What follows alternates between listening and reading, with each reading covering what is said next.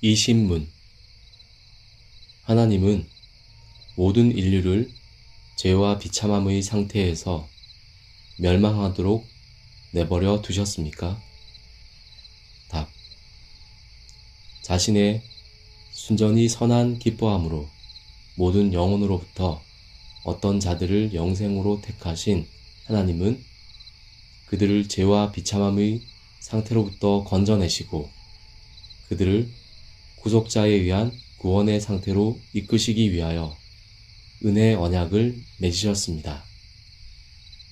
관련 말씀입니다.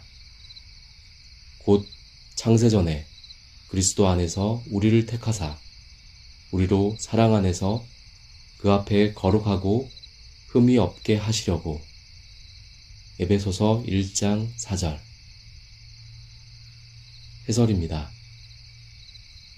소요리 문답 18문과 19문이 각각 죄와 비참이 무엇인지를 구체적으로 다루었다면 이 신문은 하나님이 모든 인류를 그 죄와 비참함에 그대로 내버려 두셨는지를 묻습니다.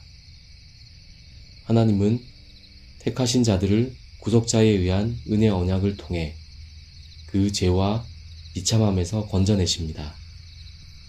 이어지는 21문에서 28문은 예수 그리스도가 하나님이 택하신 자들을 위하여 생명과 구원을 어떻게 준비하셨는지에 대해 다룹니다. 즉, 조직 신학의 그리스도론에 해당하는 내용을 소개하는 것입니다. 앞서 우리는 작정을 다룬 7문에서 사람이나 천사와 같은 이성적인 피조물에 관한 작정이 예정임을 살펴보았습니다. 하나님은 어떤 자들을 영생으로 택하셨습니다. 이때 중요한 점은 이러한 일이 모든 영혼으로부터 이루어졌다는 것입니다. 영혼은 먼 과거가 아니라 시간을 초월하여 과거와 현재와 미래를 동시에 지배하고 관리하시는 하나님의 시간으로 보아야 합니다. 그래야만 하나님이 죄의 조성자라든지 하는 오해들을 해결할 수 있습니다. 물론 영혼은 애초부터 인간의 인식 범위를 넘어가는 개념이기 때문에 그런 질문들이 쉽게 이해되고 해결되는 것은 아닙니다. 단지 우리는 성경이 하나님을 죄의 조성자로 말하는 경우가 없으며 각 사람에게 그 자신의 행위에 대한 책임을 묻고 있다는 사실을 기억해야 합니다. 시간을 초월하여 지배하시는 영원한 하나님은 영원 전에 어떤 자들을 영생으로 택하신 동시에 죄의 조성자가 아니시기에 죄를 범한 사람들에게 책임을 물으실 수 있습니다. 성경은 이에 대하여 상세히 설명하지 않습니다. 성경은 모순되는 것 같은 이런 명제들을 자연스럽게 열거할 뿐입니다. 사람이 하나님의 무한성과 영원성과 불변성을 다 이해하지 못하는 만큼 이 문제 또한 여전히 신비지만 성도들이 믿음으로 하나님의 무한성과 영원성과 불변성을 이해하고 받아들이듯 이 문제 또한 믿음으로 이해하고 받아들일 수 있습니다. 하나님이 영원 전에 어떤 자들을 영생으로 택하실 때 그 근거는 무엇일까요? 소유리 문답 20문은 하나님이 자신의 순전히 선한 기뻐함으로 택하신다고 말합니다.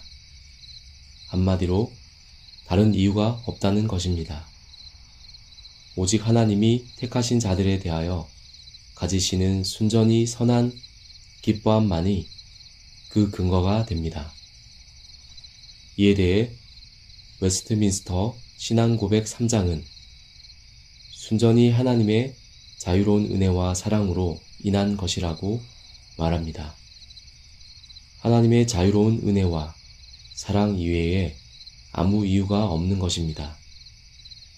절대로 택함을 받은 자들의 신앙이나 선행이나 오래 견뎌냄을 미리 보았기 때문이 아닙니다. 하나님이 이런 선택을 하시도록 영향을 미칠 원인이나 조건이 사람에게는 전혀 없습니다. 피조물에게 조금이라도 그런 원인이나 조건이 있다면 하나님의 은혜와 사랑이 순전히 자유롭다고 말할 수는 없을 것입니다. 자유롭다는 의미의 영어 프리는 다른 어떤 것의 영향을 전혀 받지 않을 때 사용합니다. 조금이라도 영향을 받으면 그 순간 자유가 제한되므로 자유롭다고 할 수 없습니다. 18문은 죄가 가져온 죄책과 원인의 상실과 전 속성의 부패를 말합니다. 19문은 비참함이 가져온 하나님과의 교제 상실, 이 생에서의 모든 비참함, 죽음 자체, 그리고 영원한 지옥의 고통에 대하여 말합니다. 하나님은 이러한 죄와 비참함의 상태에 있는 사람들을 구원의 상태로 이끌기 원하셨습니다. 죄와 비참함의 상태에 빠진 사람은 자기 자신을 스스로 구원할 능력이 없으므로 하나님의 도움만이 유일한 해결책입니다. 구속자에 의한 구원을 하나님이 준비하고 실행하셔야만 합니다. 하나님은 이를 위해 영원 전에 어떤 자들을 영생으로 택하신 것입니다.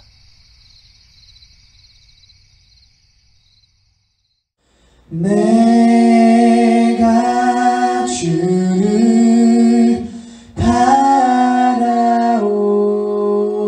바라오니 성실과 정직으로 나를 보호하소서.